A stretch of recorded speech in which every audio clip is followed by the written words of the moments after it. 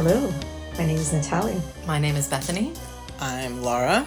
This is Codex Machina. This is a podcast where we discuss reading, publishing, and all things books. And today we are in our Strangeland book club. That is actually the first recording of our book club discussion, because today we're going to discuss one book. And if, dear listener, you are listening to this, in fact, then it worked out. It's never a guarantee. All right, but first things first, as always, we have something to share about making book history. All right, so today we're going to have a real brief discussion about a really interesting moment in publishing when it comes to artificial intelligence, or as we prefer to call it at this point, generative AI. There is a publisher that's kind of making waves right now called Inkitt, based out of Berlin, who is dominating in the romance market right now. They chose to start there on purpose because it's such a large share of the book market in total. They also started this app called the Galatea app, which is a paid app. It's, I think, $69.99 per year for a subscription to this app where you get access to their content. They are kind of becoming famous for the way that their authors are treated more like a person who's generating a bit of intellectual property, and then the AI takes over. They're gathering up a lot of first-time romance authors who don't have an agent, who don't really know a lot about the publishing industry, and are publishing their first book and then taking over the whole process of creating sequels. They're having ghostwriters and, in a big way, having generative AI write all the sequels for them, up to and including producing plot points, outlining the novel, and then perhaps sending it off to a ghostwriter who is allowed to use generative AI to help their writing process as well. They're also encouraging their editors to use AI to do the editing process. There was even something about the fact that they only will have one editor on staff, and their subordinates aren't even called editors. Well, I feel like it would be really hard to call them editors if they don't do any editing in itself, right? Story intelligence analysts. There we go. Story intelligence analysts.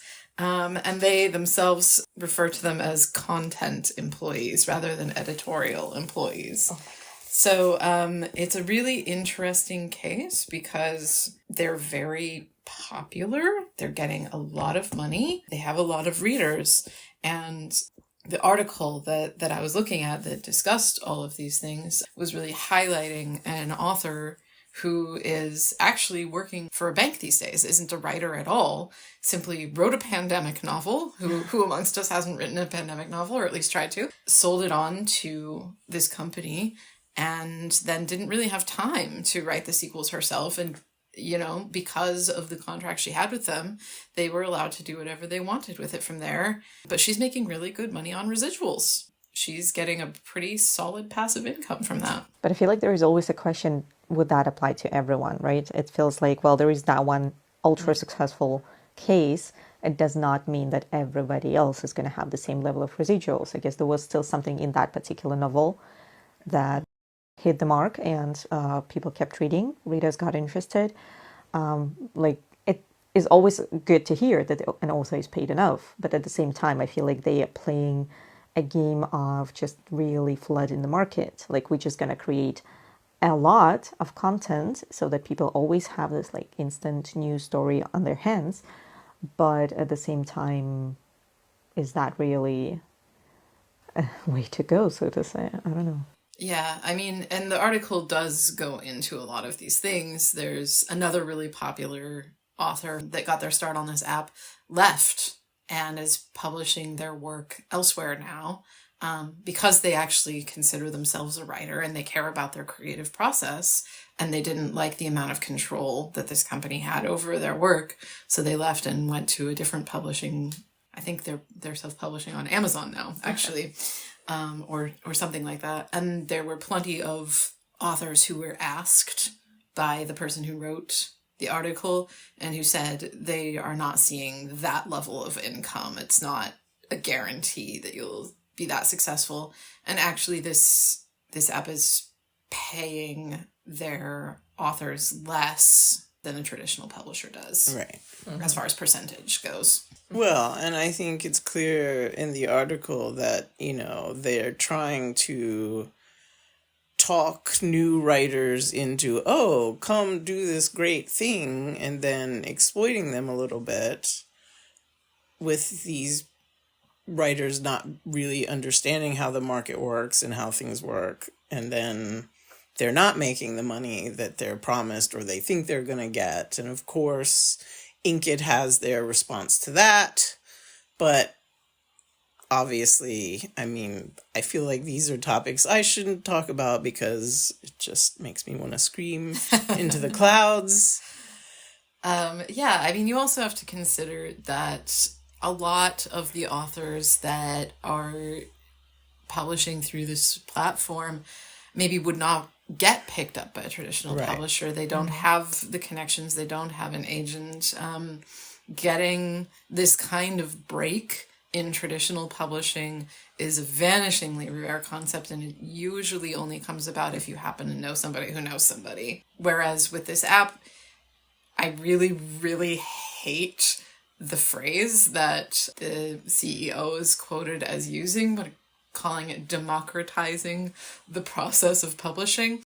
I hate it, but at the same time, you do have to question whether some of these authors who now are really big names in the genre would have ever gotten to publish anything at all except through this app. But then I question, are all these authors and all these books really necessary in the world?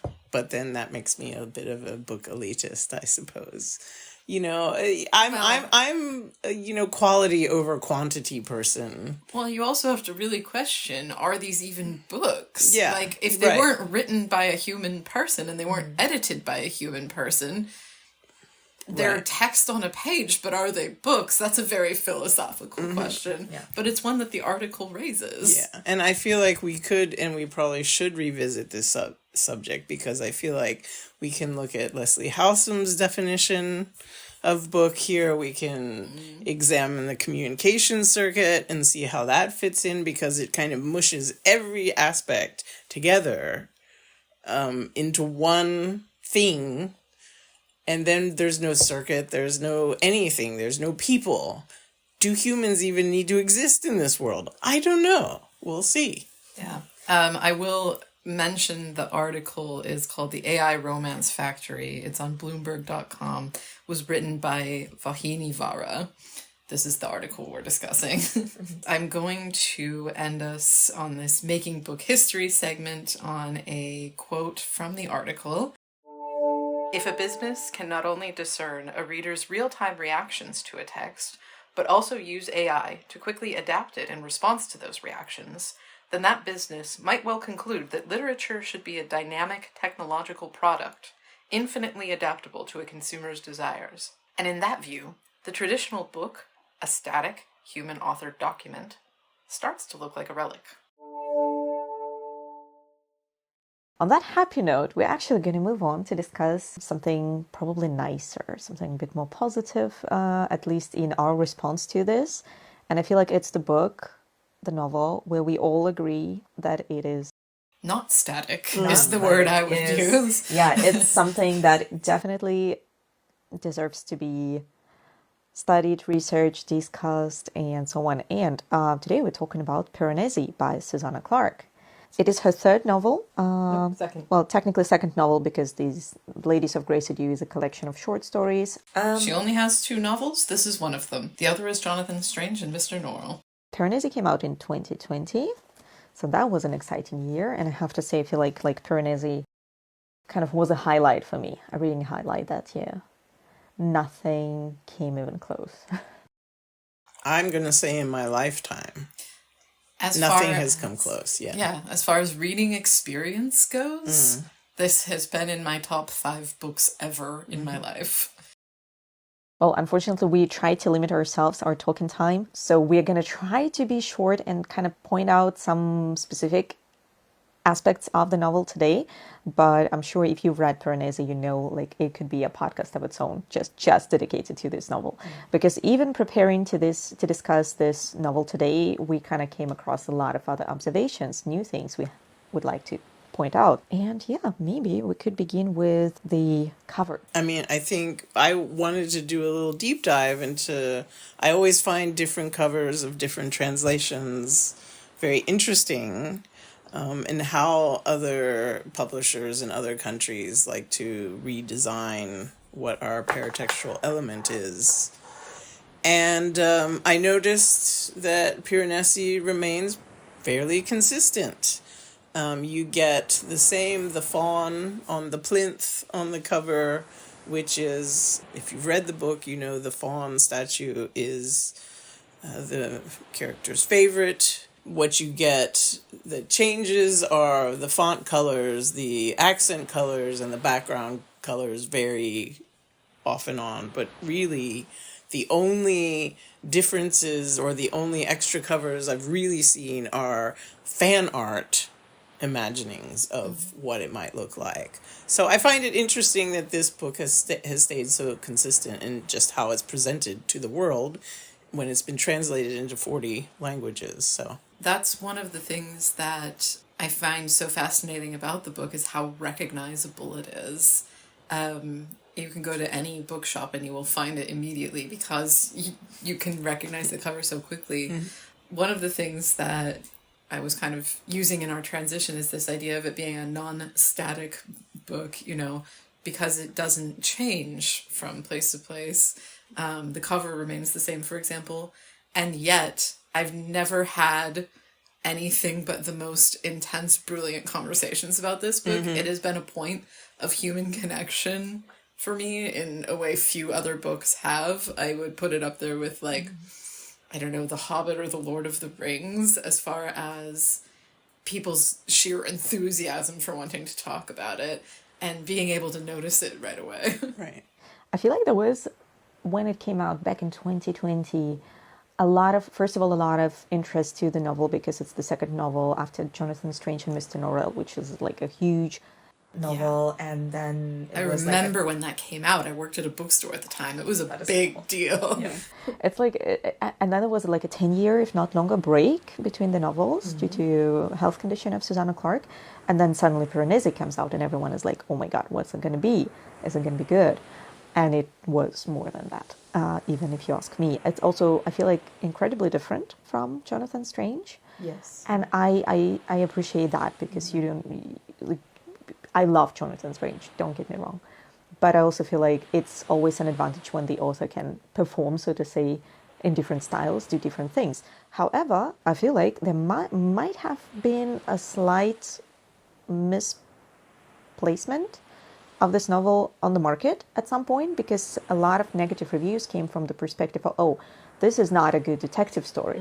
Oh, okay. Who marketed it as a detective story? I would never. I don't know when this happened, but it recently happened to another friend of mine who read Yellowface and said, well, this is not a great thriller. I was like, what do you mean it's a thriller?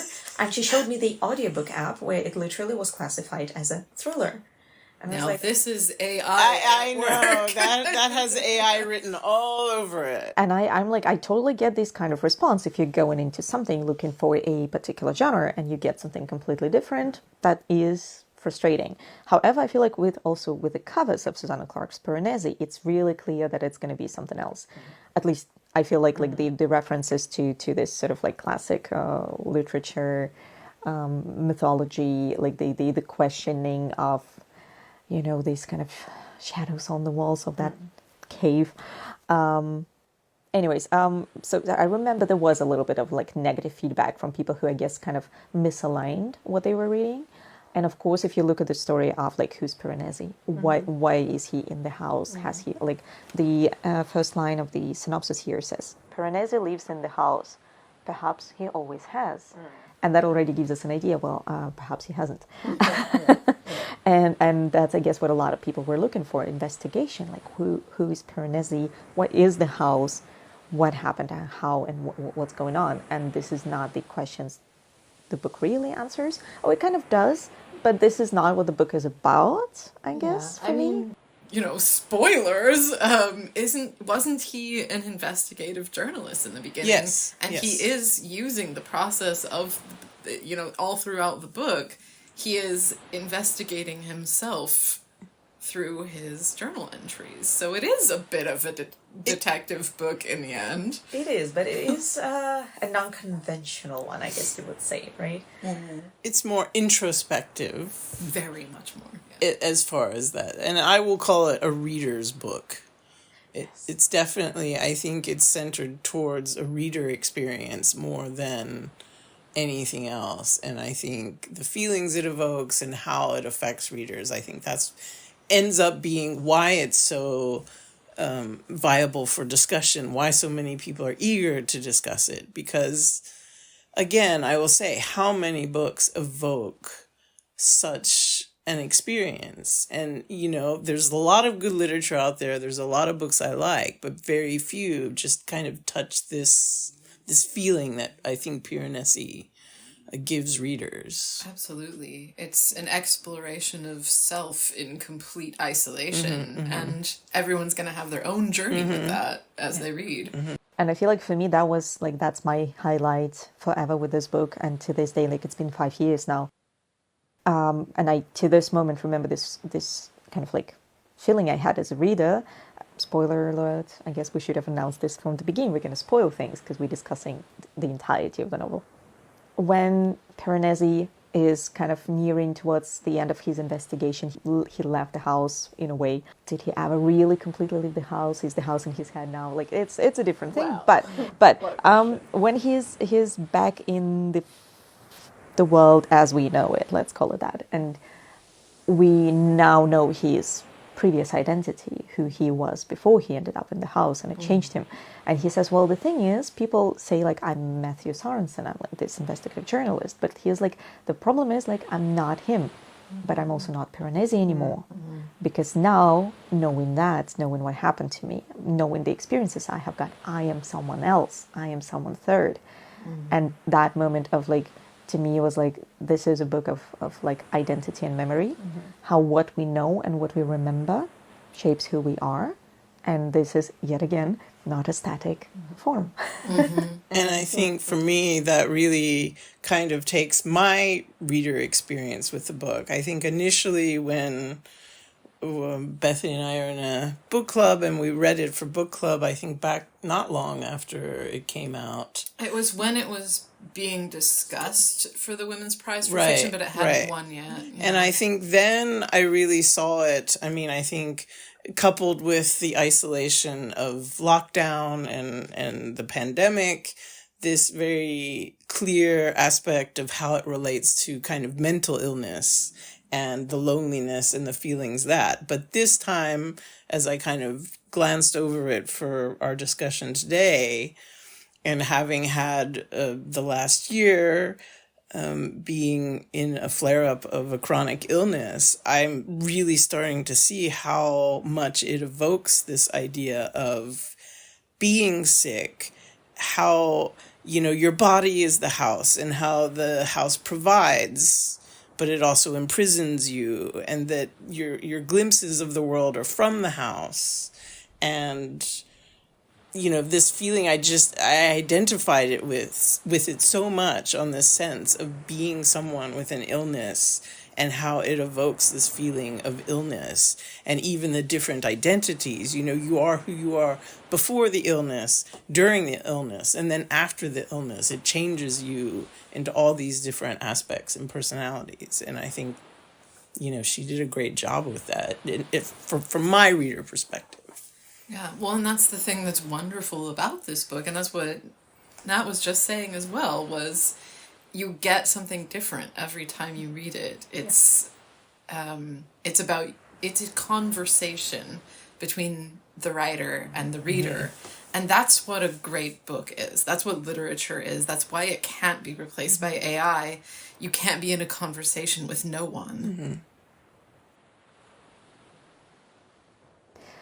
I just now realized, I guess I never really formulated in my head that Susanna Clarke also has a chronic illness, chronic fatigue syndrome. And I was like, oh. Yeah. And yeah, I was like, oh. But yes, that was just like a side note realization. It's like, I see her. I get it. Yeah. And it's just completely different reading experience for me this time, because what came to my mind this time was all of the connections it has to a favorite of mine from childhood, from reading as a kid, reading C.S. Lewis's The Magician's Nephew. And this is even called out really specifically by Susanna Clarke in the epigraph for the book. She has a quote from The Magician's Nephew. "I am the great scholar, the magician, the adept, who is doing the experiment. Of course I need subjects to do it on." And that is, of course, spoken by Uncle Andrew in The Magician's Nephew, and that's who the antagonist of this book is named after, Ketterly. Same guy. You could even maybe make that case that it is Uncle Andrew doing another experiment like he did on his own nephew. And there are a lot of connections that you can see to C.S. Lewis in this book. The actual house itself has a lot of similarities to the world of Charn, which is where Jadis the White Witch comes from.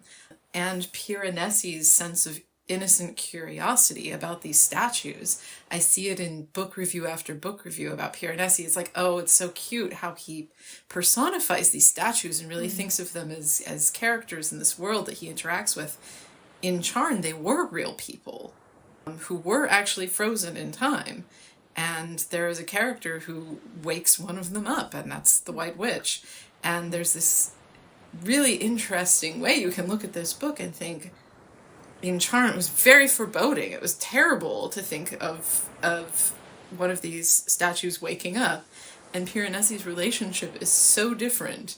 Like, this is a very different experiment this time.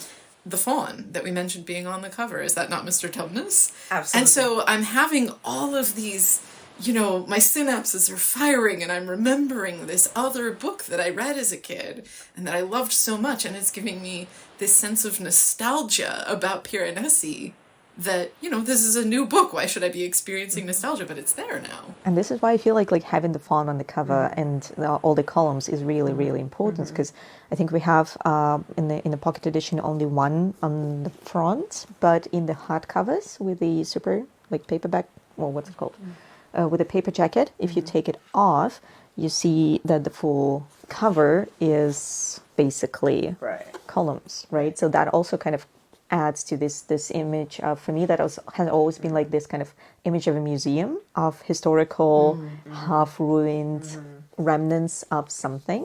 So for me, it was some sort of combination between C.S. Lewis's world and that of Stephen King in, what are they called? Langolier? Oh, yeah, Langoliers, yeah. And because you still get this sense of kind of danger and doom and insecurity from the house, because it constantly is changing. It's the weather inside of the house is changing, the sea is coming. And I feel like that's this slightly unsettling, but at the same time incredibly nostalgic image. Somehow not unsettling. I think for this podcast, I wanted to go through and read a little bit and make some notes. And when I started doing this, I realized that I had just become so swept up in the book, in the language, in the flow of the book, that I hadn't written a thing after 70 pages or so. And I just realized her sense of writing, how she does it. You as a reader are swept up in the tides of the book, and you're just carried along through the halls, just like Piranesi, just like the character in the book. And I feel like it gives you this experience of participation that you don't get that quite the same in other books. Yeah, I mean, I have said this to anyone who would listen to me, that Susanna Clarke is one of the greatest living writers we have. Yes.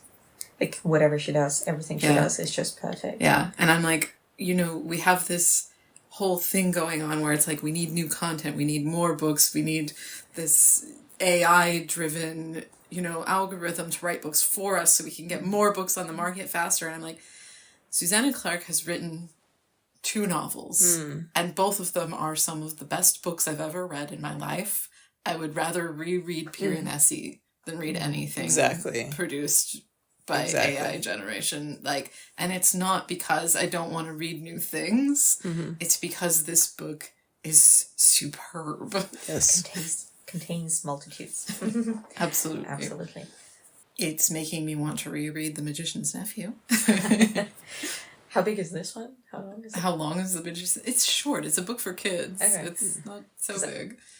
I've never read it. I remember the Narnia. Yeah, it's But a that prequel. is like 3 books. It explains the creation of Narnia. It explains why there's a lamppost. It explains why there's a white witch. It explains why there's a wardrobe. So like the witch, the wardrobe. Yeah, the lion and the witch and the wardrobe. They're all introduced in The Magician's Nephew, actually. Just so we know. No, I somehow never got into that. I guess it was republished and became popular again when I was already like too old to actually appreciate it. Yeah, because the movies came out, right? Yeah, but also not old enough to appreciate it again. Oh, you are never too old to appreciate C.S. Lewis. C.S. Lewis, I think, even was the one who said something about, may I never grow too old for fairy tales.